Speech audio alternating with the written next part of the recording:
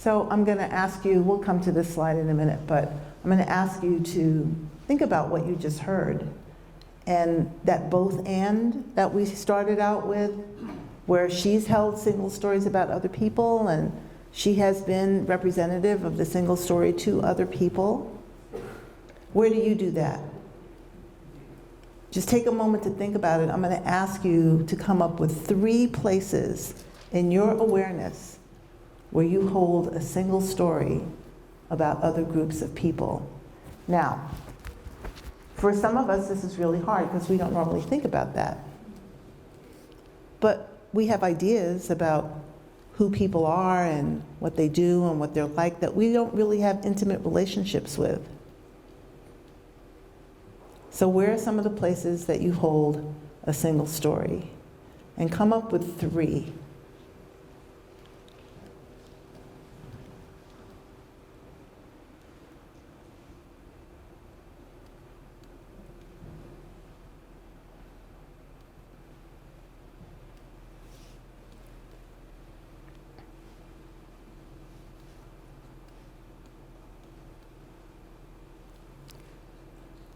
So some of you have 3 right away, some of you have 2, some of you are struggling to have 1, and yet there are so many. So many. What do you know about people? So I'll give an example of my own. I had a young woman who I've known since she was 15, Southeast Asian, and when she graduated from college, she came to work for World Trust. And I realized, I love this young person. And I didn't know anything. I had never asked her or inquired about what it was like for her family to live through war. I saw her as someone who lived in the United States, who I identified with, but really knew nothing about her culture. Sure, I had read a book about the Hmong people and so on, but I didn't have intimate, and I would say I had a good relationship with her, but I was never curious about her experience, so much so that I would go look it up or talk to her about it. And then one day I realized that, and I too felt ashamed. And that's the stopper. Oh, I don't want to look at that. So I asked you the hard question. Where do you hold a single story? So we're going to break through that ice. You're going to turn to the person who you've been talking to and tell them where you hold a single story. And it should take you all of 2 minutes. Where do you hold a single story?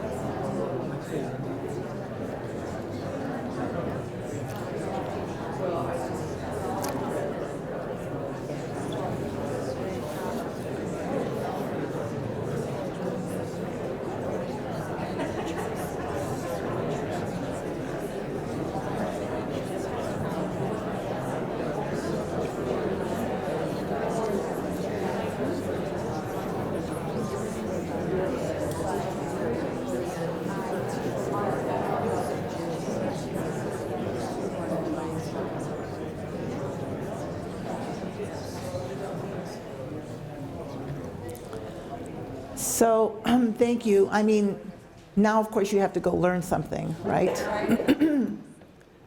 You're on your own on that one. But it's not just, I mentioned my friend, but really it's more of the culture that you represented. Or I could say, you know, I have ideas about who poor people are, or people who live in certain parts of my city who are poor and black, and I'm black. I may not represent, I mean, I was always referred to as the light-skinned colored girl, but The what? light-skinned colored girl, which is sort of a joke in African-American community because, you know, we are the rainbow, and I'm the same mixture as everybody always thought I was Puerto Rican. But I want to talk about this for a minute because in this idea of identity and who we are and how you identify and what groups you belong to and what are some of the values that are associated with that, we don't really see.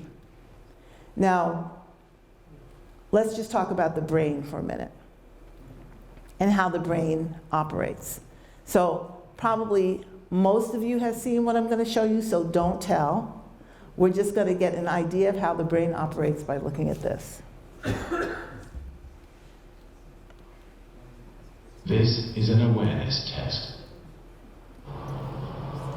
How many passes does the team in white make?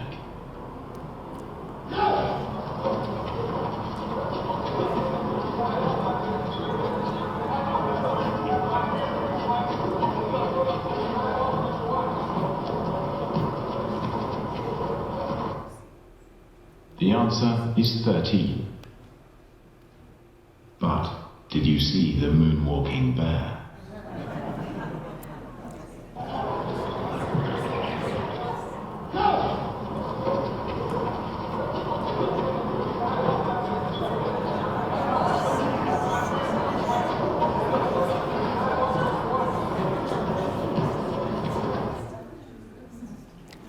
So what just happened here? What just happened? This is how the brain operates. We are primed to notice certain things and primed to not notice other things. And because the brain is always trying to make meaning, we are meaning-making machines. We're trying to make wholeness out of fragments of information.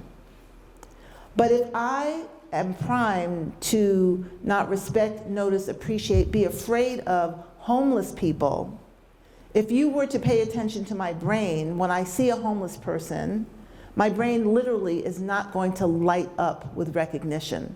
We know this.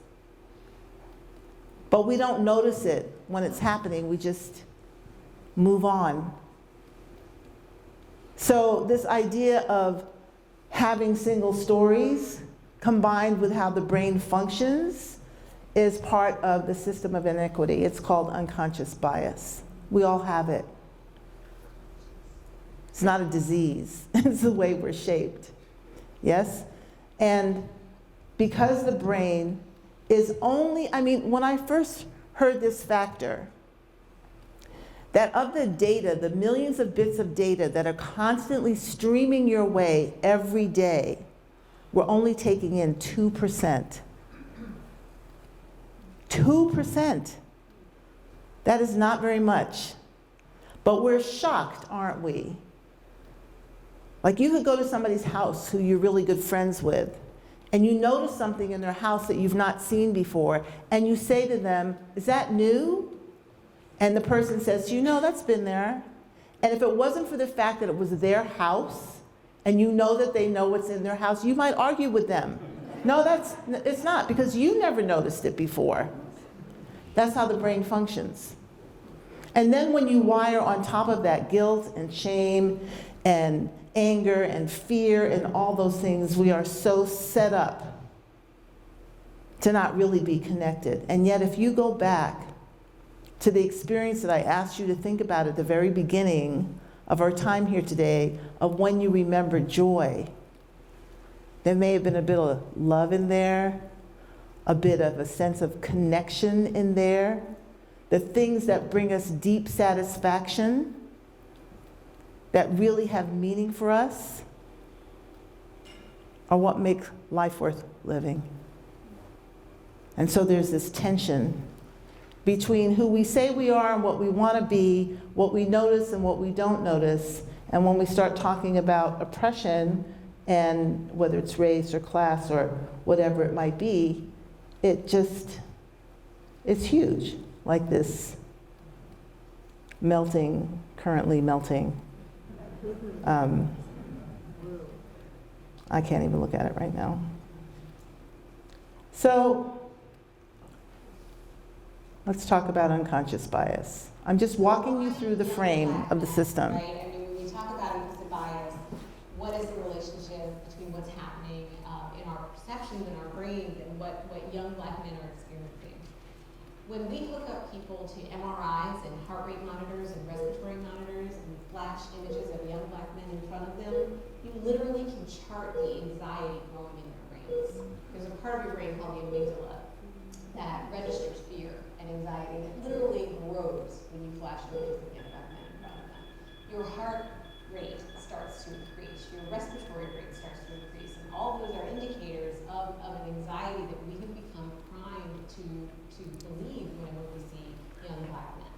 We've seen studies where you have, what's the Craigslist, right? You have a black hand and a white hand, both holding the same position in iPod. The white iPod for the same price, the same neighborhood, gets chosen for purchase like 70% times more. Yeah, is that crazy? When we look at what happens to young boys between 3rd and 4th grade, right? There was a study that came out of Harvard called the 4th Grade Menace.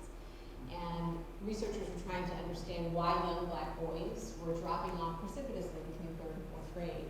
And when they controlled for all of these other factors, they realized that between K to 3, kindergarten to 3rd grade essentially, the teachers thought all the kids were equally cute.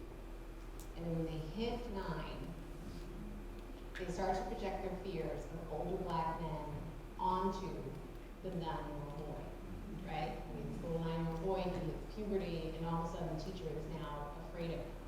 So instead of looking at his classroom and saying, you know, I have a room full of potentially Barack Obamas, I have a room full of potential predators.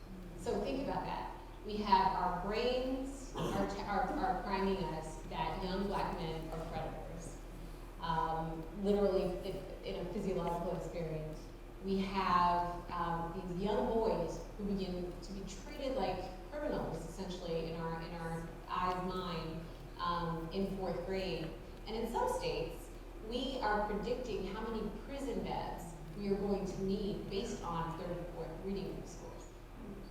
So we go from an experience of our brain literally registering anxiety just at the sight of a young Black man to already creating a prison bed. Perception.org is a vehicle to start a conversation around young Black men and boys. You know, we often say that perception is reality. And if we are not challenging visual culture to create the right perceptions for people, the right representation, then we are actually affecting the reality for many young men and boys. So challenging visual cultures. That's a resource that you can use, perception.org, if you want to know more about unconscious bias and how it functions. Let's talk about privilege. And remember, embedded in history, culture, and identity, moved by power and economics, everything that we've been doing has been building up to understanding this frame that can be used to have a conversation with other people, and tomorrow to have questions with other people that can deepen our capacity to analyze and feel how the system actually functions that you did not create. And Peggy's going to tell us about this. We have 2 perceptions about privilege, because privilege is a really tense topic for some people to talk about. But let's see what we get out of, this is from the film Cracking the Codes. when well-meaning white people who've never thought about privilege systems or whiteness or race start out, it's not, the teaching is very necessary to get them past blame, shame, and guilt. They were born into circumstances they didn't invent. They were born into history they didn't invent. Rather than have them do the solipsistic thing of getting all self-involved in this, it's just very important to hold them while they get into a rational frame of mind, that their big systems existed they didn't know about. They were born into them. The American myth of meritocracy doesn't apply. We were not taught history, but this is history they're learning. And the American myth of meritocracy is the unit of society is the individual.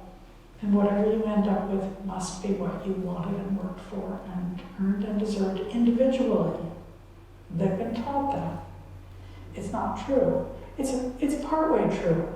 Your individual effort from your own sacred center does matter. But it's untrue also. Huge systems that one's born into will bear on what one can do with one's life and how one will see. And that's the part that has been missing from that education. So these white women breaking up over their first experience of hearing about racism, they are basket cases, partly because of their bad education, their inability to see systemically. And it's not their fault. But they need to be hustled past it as quickly as possible with some remedial words, which I think I've just spoken here. You did not invent the systems you were born into. They are there, and you were taught not to see them, and you were a very good student of what you've been taught.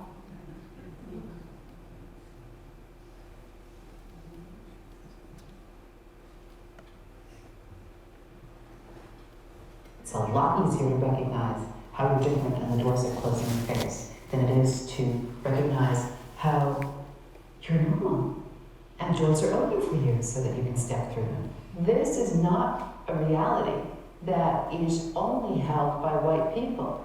In those areas where I am dominant, I just assume that the doors that are held open for me are held open for me because I'm such a fabulous human being. It doesn't dawn on me that I can have a conversation about my dark complexion, and I can have a conversation about being black, and I can have a conversation about being a woman. So I don't have to deal with the fact that because I'm educated, and I speak standard English, and I live a middle-class existence, there are entitlements that I have that other people don't. There are entitlements that I have because I'm heterosexual that some people don't. There are entitlements that I have because I'm US born that some people don't. And I don't have to think about them. And unless I take the blinders off and start looking at the interconnected nature of power and abuse of power in particular, I can't have this conversation. And so, in the context of race, it shouldn't surprise us that white people have a very difficult time having this conversation because they are not aware of the ways in which they've been socialized and acculturated to take their dominance for granted. Even when they're being, they think, politically aware, politically astute, and moving a social justice agenda. There's a way in which whiteness and the normalcy of that whiteness and the superiority of that whiteness shows up that people are completely unaware of.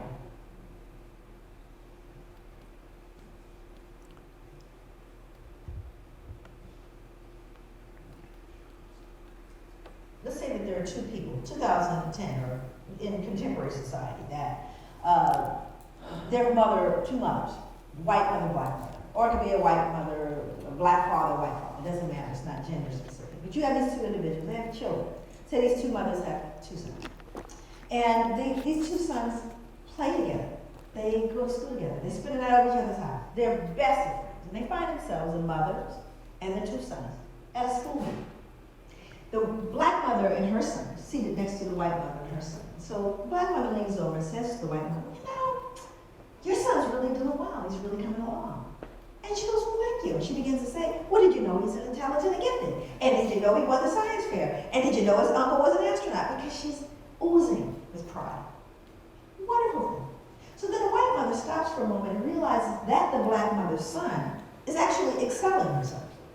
So she leans over to the black mother and she goes, what are you talking about? My son? Now your son's the one that's really coming along. And the black mother's response is, girl, get out of here. You should have seen that boy yesterday. That boy's he's a handful. Stop it. Now, the white mother's response is, wow, they're so negative. No wonder. Why are they so negative? Now, within our cultural adaptation and norm, if you're African American, not even just African, you could be from the Caribbean, black folks know that even though that mother's going, girl, get out of town, he's a mess, she's really proud. Everyone knows that, sort of, except maybe her son. So now let's take a look at this from a different context, because that's not healthy behavior, okay? And whether it's cultural or adaptive, doesn't matter. It's not healthy behavior. Why isn't she praising him? Why isn't she oozing like the white mother? Well, let's roll it back a couple centuries. And now you have a black mother that is seated maybe at the table cutting up onions, or she's working in the fields, and she's enslaved, and her children are with her. And a white slave owner comes over, could be white woman or white man, and they say to that mother, my, now that boy there, he's sure coming along. What is she gonna say? She's gonna say, no sir, he's shiftless, he can't work, he's stupid, because I don't want you to sell my boy. If it's my daughter, I don't want you to breed her. So I denigrate them to protect them. That is called appropriate adaptation to living in a hostile environment.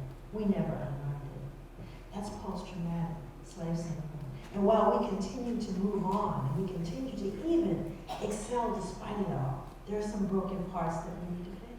And we can't fix it if we don't want So this is the part where you take a few deep breaths. A lot of stuff. I'm giving you a lot of stuff. And we can get stuck in the pain of it, how we as human beings can be with one another. We've been taught so well. We can feel it. It can make us cry. Because the pain is disconnection. We're disconnected from ourselves, and we're disconnected from each other, and we're disconnected from the earth. We're disconnected. How many of you went to the rally on Saturday? Was it Saturday? There you had a sense of connection. And what did that do for you? It lifted you up. It said, let's fight. Let's do what we need to do. Let's hang together. Let's work towards unity and justice. Just the opposite. The same qualities that you experience when you go inside, you go, where are the moments where I felt joy in my life? There's connection in there. There's goodness in there that we all have. So for those of you who have a hard time with this, it's okay. We have to feel it.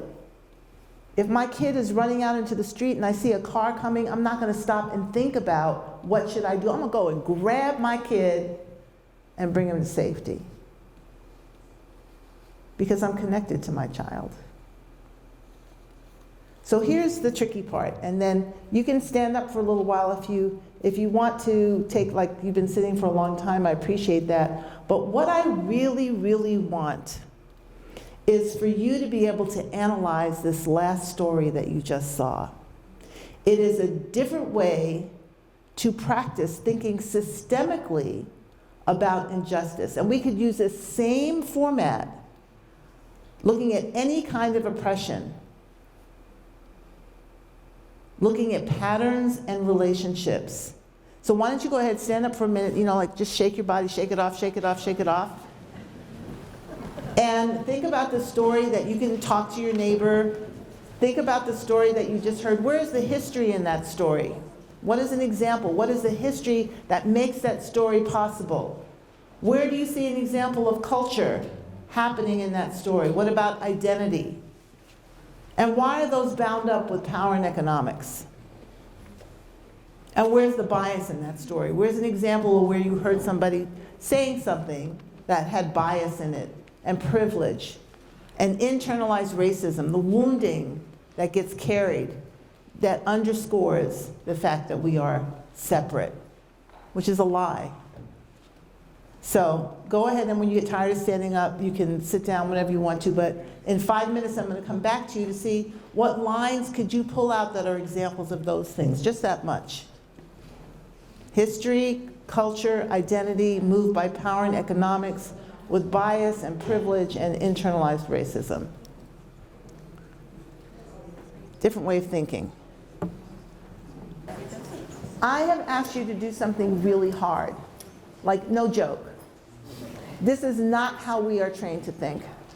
And so when we ask really basic questions, it's interesting to see how we go towards what we're already connected to and understand versus really being able to tease out something new. It's like, how many times did the people in the t-shirts pass the ball? It's like, you looked for something else. We're primed to look elsewhere to explain how the world is working the way it's working.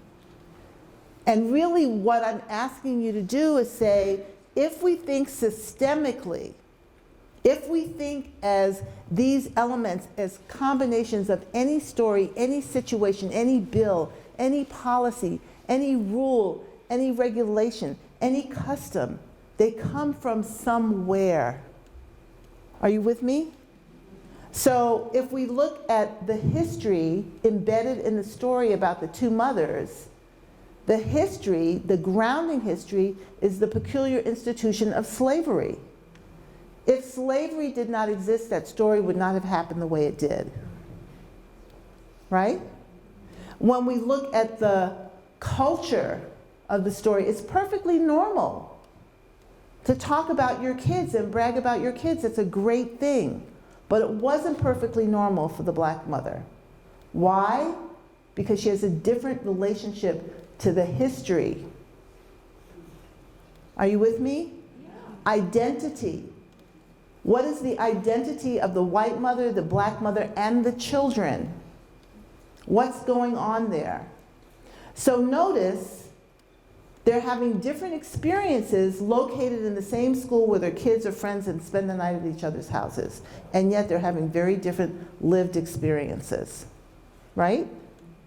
So power and economics. Why did we have slavery? Why did we have land removal? Why did we have the Chinese come and build the railroads? Why? Yes, to create wealth. But in order to create that and have that be part of the system, you have to have the power to enforce the rules and regulations, to create them and to enforce them, and to diminish people to make it okay to treat them not well, because they're not really like you. Don't ever go and study the history of gynecology. It'll make you sick. So who got practiced on? Who got tortured? Under the guise of they don't really feel. They don't really feel. And there's a statue erected to this man who was the father of gynecology in the Central Park, which some people are trying to have taken down. But all I'm saying to you is it's all around us.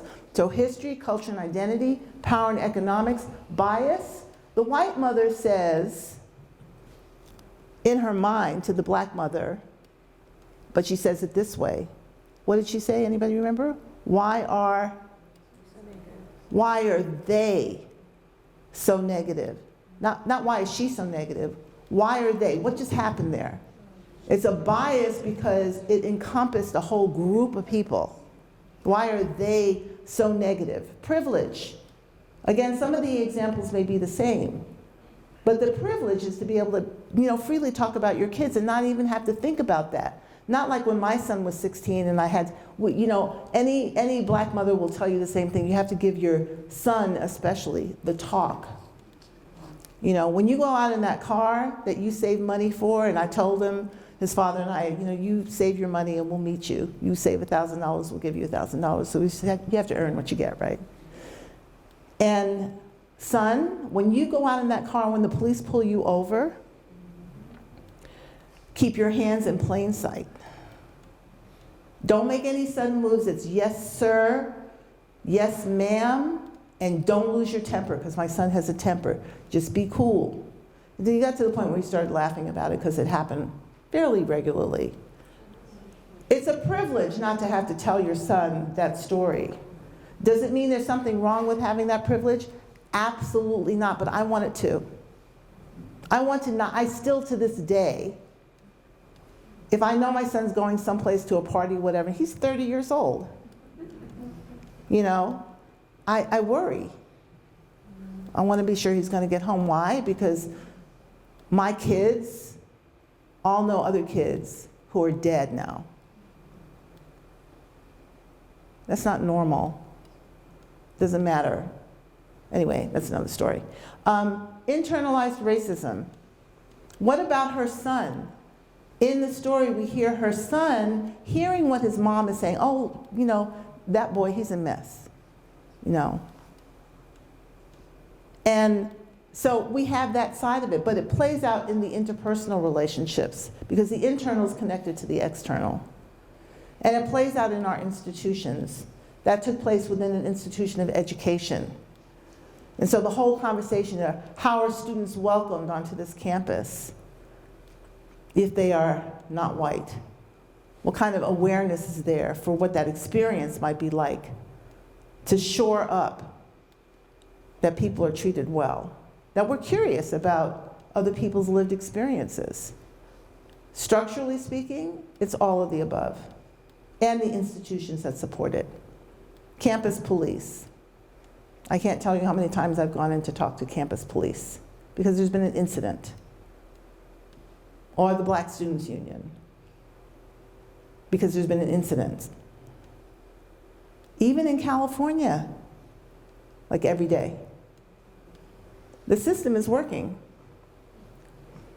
My job here with you tonight is to have you begin this process, if you haven't already done so, is to think differently than the way you already think. It may be that you already understand lots about systemic thinking. Maybe you've applied it to oppression and maybe you haven't. Maybe you've thought lots about culture and a single story and how you've gotten to be who you are, and maybe you haven't. Maybe you analyze what's going on politically, and maybe there's some pieces missing, given we're only taking in 2% of the data. What kind of conversations need to be created? What kind of vision do we actually have for a world of belonging?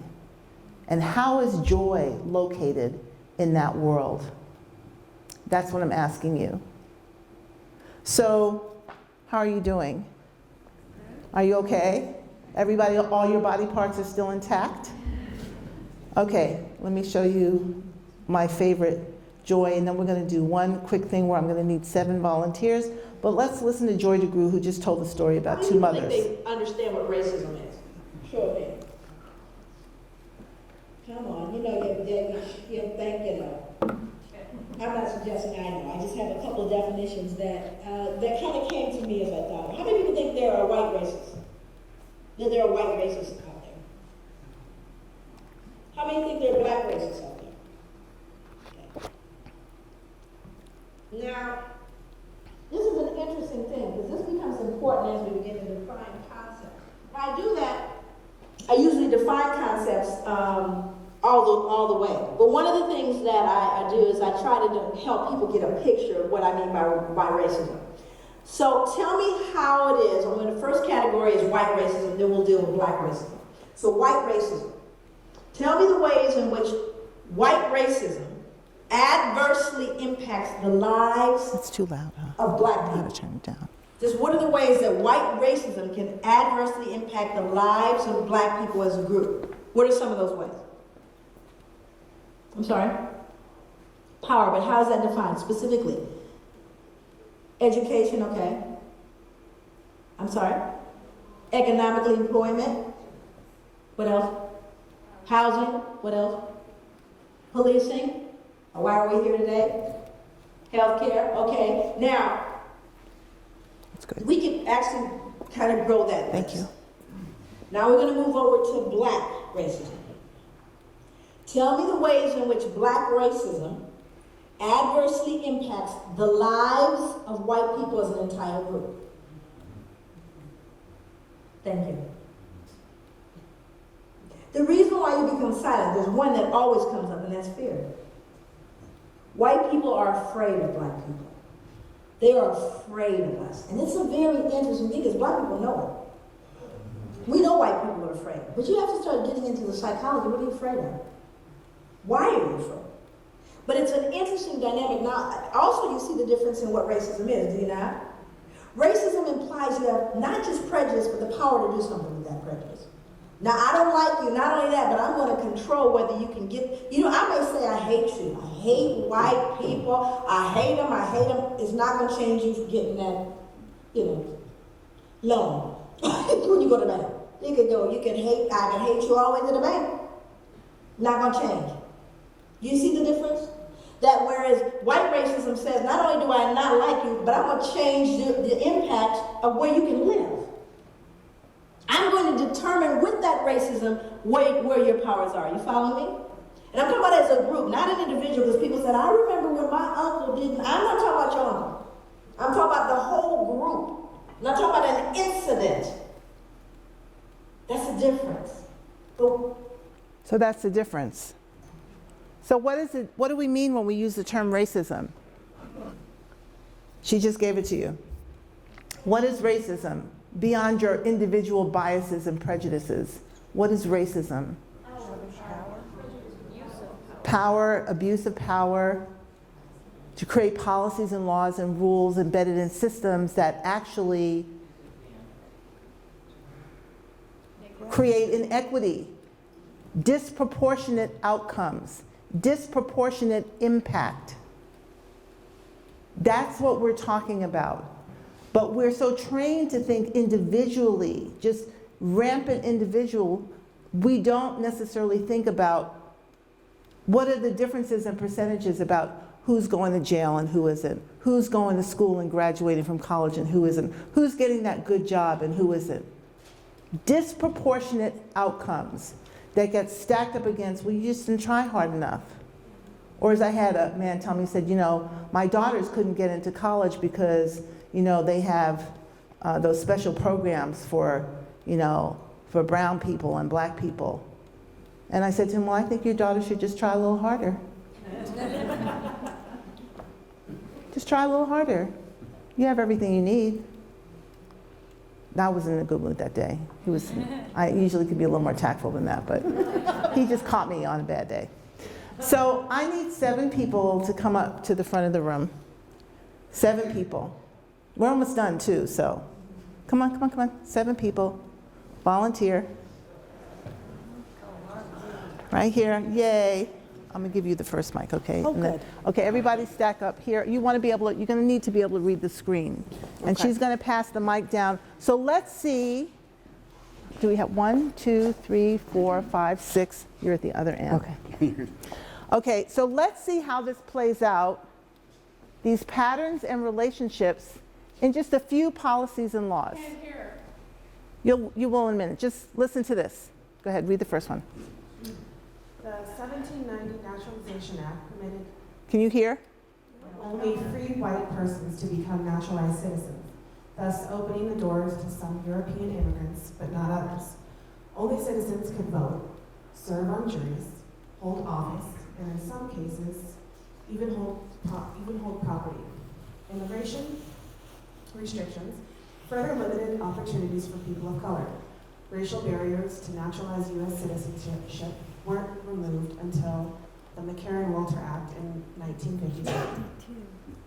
And the white racial preference in immigration remained explicit until 1965.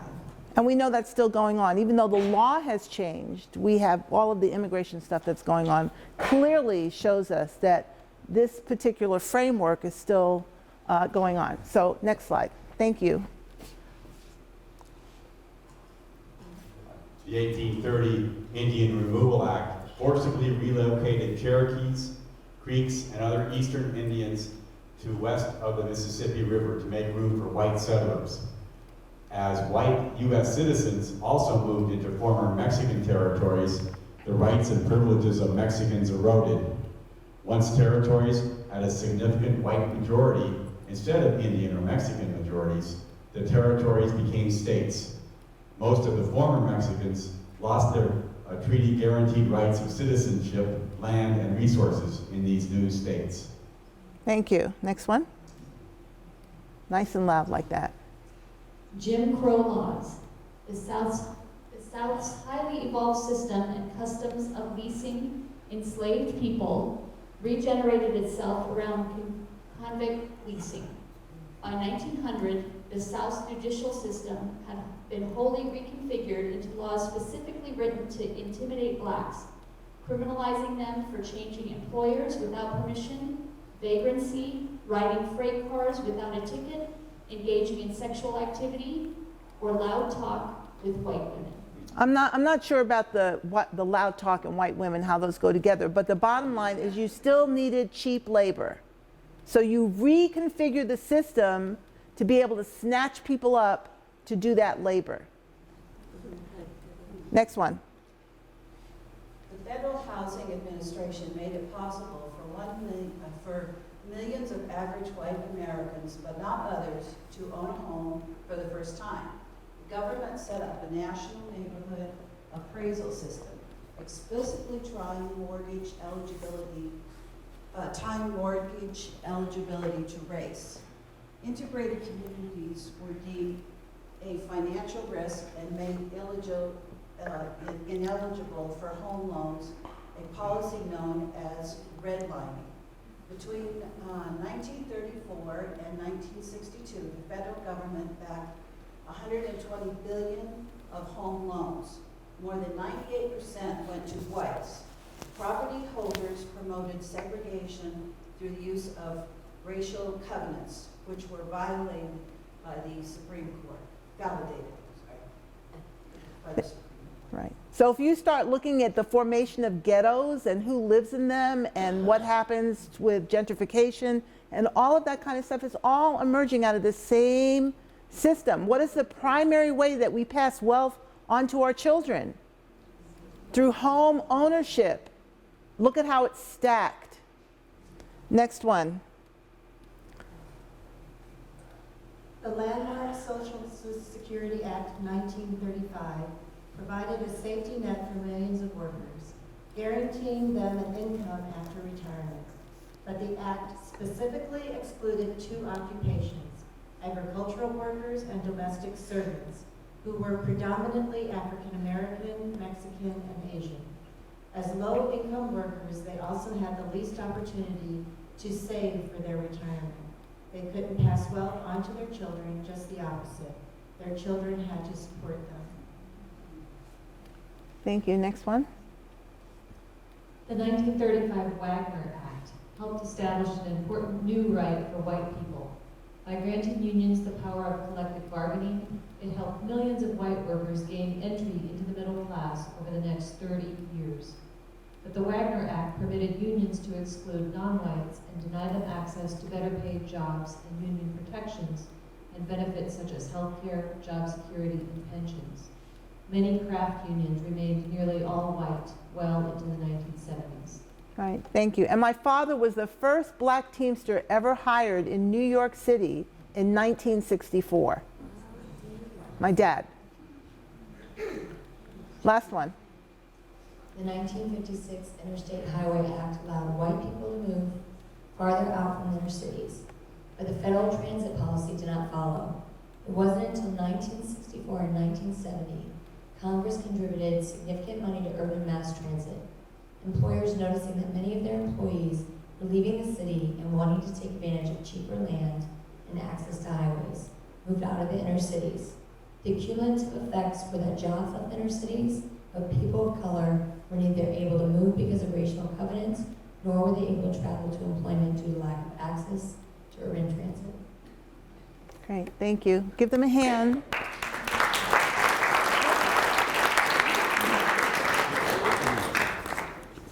Patterns and relationships inform systems. So it doesn't really matter how nice of a person you are. I don't mean it that way. I mean it's good if we're good people. But you will not interrupt the system because you're a nice, polite, kind person and you see everybody the same. That's not what's happening. It's something completely different.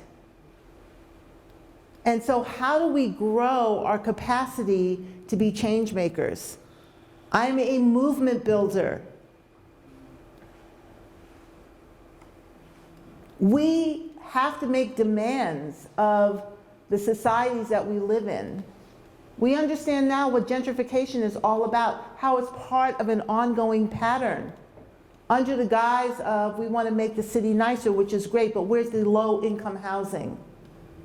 Who is pushed out again?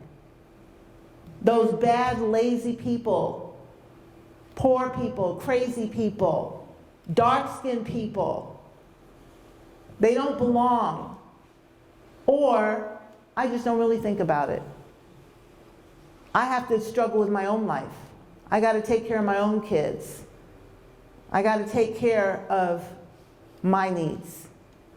When the solution really means we have to come together. At some point, we have to insist that we come together. Who's read, was it The Miner and the Canary? But you know, when you take the canary into the mines, in order to see what the oxygen level is so that you know if it's safe for people to work in there, when we pay attention to the people who are on the margins of our society, we can see what's happening. When we have inflation, where's the double-digit inflation? And what do we need to do to take care of that? Why is that important? Because it's a marker of the direction we're moving into. Isolation, not the answer. Separation, not the answer. Connection, yes. So I think I've made my point, right? I think that I have shared with you what I can about the system of inequity, why it's important to be able to break down what's going on through a frame that allows you to articulate and ask questions about what you see happening in front of you. And even though it's really complicated, it's got many moving parts. If you touch something over here within your sphere of influence, it can help the entire system move. It's not that we should go, oh my God, this is so, what can we do? What can I do? Well, I may not be able to do very much, but together we can do quite a bit. What about your own rules, regulations, and policies inside this institution? What might need some attention here? This is your school, so I can't answer that question, but I want to end. I really have no more that I want to go through right now, and I'll leave a few minutes for Q&A if you like. Tomorrow I want to review with you this idea of strategic questioning for social justice. And we're actually going to try it on, and we're going to role play it. We're going to do some playback theater. So if you want to come and see, okay, what are some of the things that I can do? You know, myself within my sphere of influence, this is a way that you can do it. And I'll explain to you some basics about communication and how we're taught to communicate in school and why it's not necessarily effective in social justice work. So I'm going to end tonight with a little story. And the story is about a whale. So this whale was an article, you're nodding your head, do you know about this whale and what happened? What happened? Do you remember? Is this the guy who was recording his communication?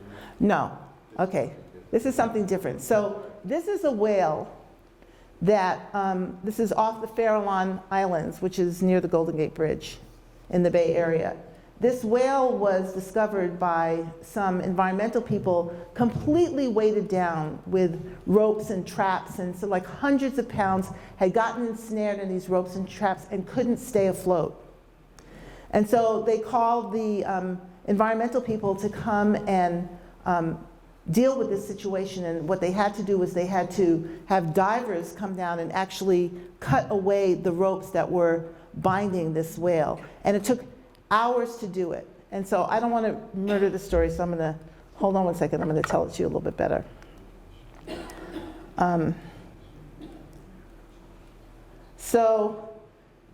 These were spider's web of crab traps and lines, and she was weighted down by hundreds of pounds of traps that caused her to struggle to stay afloat. And she also had hundreds of yards of the line wrapped around her body, her tail, her torso, and a line tugging in her mouth. So the fishermen who spotted her called the environmental people, like I told you, and then it took a few hours to put this rescue team together. And they determined that she was so badly off that they had to, as I said, cut away these ropes, dive in and untangle her. And they worked for hours with these curved knives, and eventually they freed her. When the whale was free, the divers say that she swam in what seemed like joyous circles. She then came back to each and every diver, one at a time, and nudged them and pushed them, thanking them. Some said it was the most incredibly beautiful experience of their lives. The guy who cut the rope out of her mouth said her eyes were following him the whole time, and he will never be the same. So, may you and all of those you love be so blessed and fortunate to be surrounded by people who will help you get untangled from the things that are binding you. And may you always know the joy of giving and receiving gratitude. Thank you so much, everybody. I really appreciate you being here.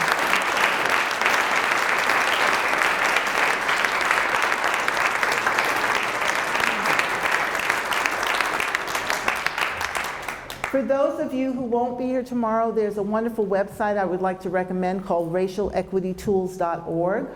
You can go look anything up that you want on that website and get tons of information to continue your own, deepening your own learning. racialequitytools.org. And now, if anybody has a question, I don't know that I have any answers to any. I'm trying to figure this shit out myself, okay, really, quite frankly. It's mind-boggling, and I really thank you for being patient and letting me kind of drag you through a lot of different information. So, yes, do you have a question, ma'am? Yes. I do. Can you stand up so I can hear you? I always love to hear where, I mean, you told the story of when you were in third grade, you went to the school where you were the only African-American student, but is that where your passion started with race? I mean, how did you come to do this? About your cause, your education? Well, you know, it's just really, it's kind of my life, but I mean, if you want to know, I was talking to Harmony a little earlier that, you know, this is really my fourth career, because you know that lie, they tell you go to college and you figure out what you want to do and then you do it. I'm an educator, basically. It just so happens that, you know, the civil rights was prominent when I was growing up. I was 8 years old when, anyway, terrible things that I saw that I don't want to get into right now. And I also had the good privilege of going to hear Brother Malcolm X speak all the time because I lived not too far from where he would preach. And the press so maligned this man. I mean, the thing about Malcolm X was that he loved his people. And I had the joy of watching him grow into someone who embraced all of humanity. But he started where he started because, you know, our community was dying. And so I was I did this. I was a special ed teacher. I directed a drug rehab center for women. I taught brain injured, emotionally handicapped junior high school boys. You know, I was a financial planner with Susie Orman for 12 years, in case you know who she was. And I wasn't happy. And I had the good fortune of marrying my husband, who I totally adore. And he became the father of my children, and he made this film. He didn't make it, he was the cameraman for The Color of Fear, if you've ever seen that. No. You've never seen that? So it's all about men, and if you haven't seen it, you really should. The Color of Fear. But it was from that I got this idea. I also am deeply enmeshed in a spiritual path, so I've been meditating for a very long time. And all of these things kind of wove together. The film he made, going back to school to get my PhD, having transformational, deep transformational mystic experiences in meditation that I couldn't explain, and wanting to be able to articulate this drive that I have for transformative learning, getting at people's embedded assumptions about how we think the world works, because it's not that. It's that and way more. So one thing just kind of led me to another, and here I am. And race I'm passionate about because I see the devastation in my community my whole life that's still going on, that is actually now ramping up even more so. And how could I not talk about it? So I just have the good fortune to have a platform to talk about it. So, yeah, you're welcome. Yes, ma'am. Could you name a source or two that would be the best at helping white people recognize the privilege that Yes. they've not understood, like that example? Yes. So racialequitytools.org Okay. is one. If you, Charlotte, if you want, I can send out a bibliography, a reference list for you that you can. Where is she? Oh, there you are. She's hiding. So I'll send this reference list on, and then there's a. If you weren't registered and just came, which is fine, that means I might not have your email address. If you want to be on my email list, if you'll put your email on the sign up, and I will send everyone that was here tonight The reference what list. Shakti sends me. Right, and there's another organization called Surge, S-U-R-J, that does a lot of work with cultivating white people, cultivating their ability to talk about race and to be, engaged in social justice in some way. But the racial equity tools will give you like so much information about who's doing what when. One of my favorite authors is John Powell. Yeah. Oh, he was? He's my dear friend. I love him so much. Yeah, I love John. We get together often. Yes? So Benda's a great place to live. I think most people would agree, but one of the downsides of it is that it's the white world. And I think many of us in this room would like to see a change to have it be a more diverse community. But how can we do that? It feels so, hopeless as individuals about how do we not only create an atmosphere but communicate the atmosphere beyond the community so that we are reaching a more diverse population. Right. So this is a structural question. Everybody get that? This is about structure. Because there are lots of things that need to happen. But let's take, you're here, right here in this institution. What kind of recruitment programs do you have? What kind of retention programs do you have? What kind of faculty do you have? What kind of housing is available for people? So, because a lot of us end up where we went to college for one reason or another, or something like that. But then if there's no place for you to live because you can't afford it, then you don't end up settling here. So this kind of raising of awareness of the kind of legislation and institutional changes that you want to have start here. And I would form a committee of people who are interested and do some studying together and come up with a strategy. You have to involve the media to support that strategy. And you have to find people who are willing to help build cheaper housing. So it sounds like a mountain, but it's not. Here's the fun side. I feel like community projects can really help in the same way that for those of you who went to the march on Saturday had a phenomenal experience. You can do community art projects. I've done community art projects in schools that are actually the whole side of a building, because you understand that if you want sustainable change, you have to address culture. So the story that's being told about Oregon starts now. It doesn't include necessarily exposing the laws that were in place that kept black people from really settling here, and brown people and Native American people from settling here in the first place. You need to include that in your story and be sure that you collect multicultural stories. That could be something that's done with mosaics or tiles in your art class here, or you have resources as an institution. How do you use those resources in order to say, our goal is to increase the number of students of color in this school And then watch, some people's minds will go, oh, we're gonna make the school not as good, okay? Which is a lie.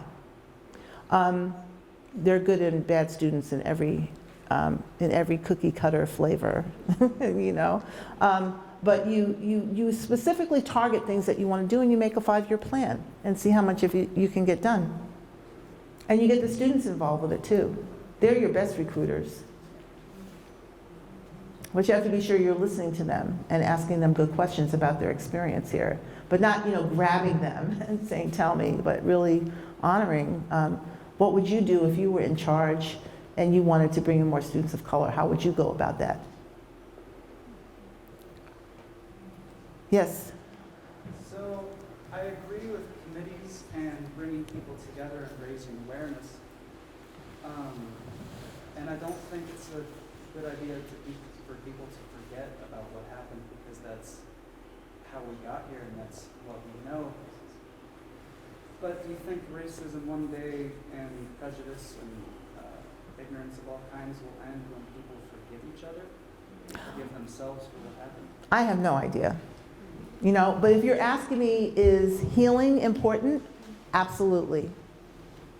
You know, I'm working on a new film right now that's looking at, it's called, I think so far, Healing Justice, which is about the prison pipeline, and really wanting to popularize this understanding of what is justice and why is healing so important as an aspect of justice, and what's the difference between retributive justice and restorative justice, and where is it working, where is it not. And so healing is very important. I think it's a package deal. I think you have to do all of it, and that's the beauty of everybody in this room having different interests, different skills, you know, different folks that you hang out with.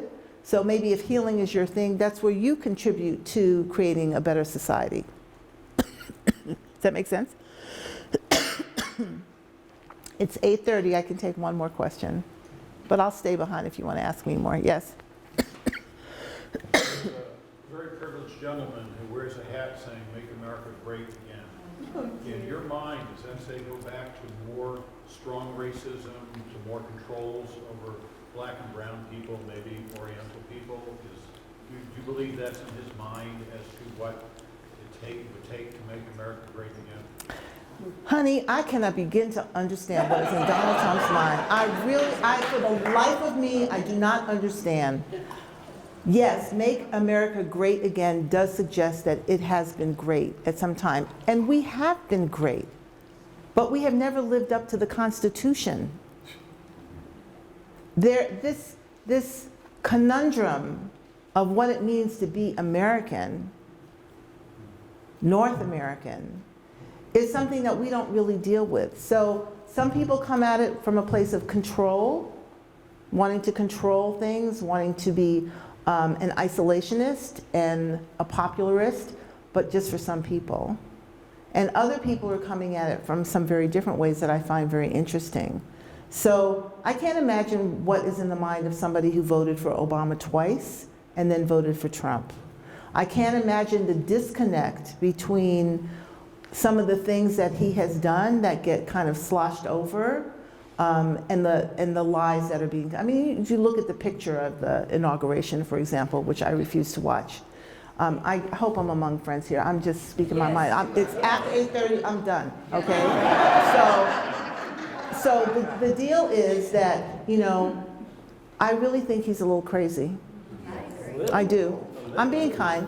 But I also don't think that means that everybody who voted for him is crazy. I want to understand how to connect the dots in a conversation and with lots of questions that help me be able to communicate with someone whose values are more aligned with authority, purity, etc. And people who are more thinking along the lines of equality, fairness, and justice. And since we understand that the mind is only taking in about 2% of the information, and because I'm more prone to be interested in things that I think are going to support my way of life, I can vote against my best interests in other ways. And because I don't want to face into the challenges that we're looking at. I mean, if you go to, I'm sorry, you shouldn't ask me that question. If you go to the webpage right now, already taken down on day one, environment, civil rights, and LGBTQ no longer exists on the pages that represent this government. The decisions that are being made every day are, I mean, but here's the underbelly of the beast. That being exposed means that 5,000 people can come together and say, we are committed to trying to stop it. We don't know how, but we're committed, and to have a good understanding about what it means to be in community. That's worth so much. Then there's going to be another step, and another step, and another step. And you see who's in this room. But we need allies. So we have to deal with fear and anger, you know, all those other, back to my original story. So I think that's it. I want to thank you. I really appreciate you for being here.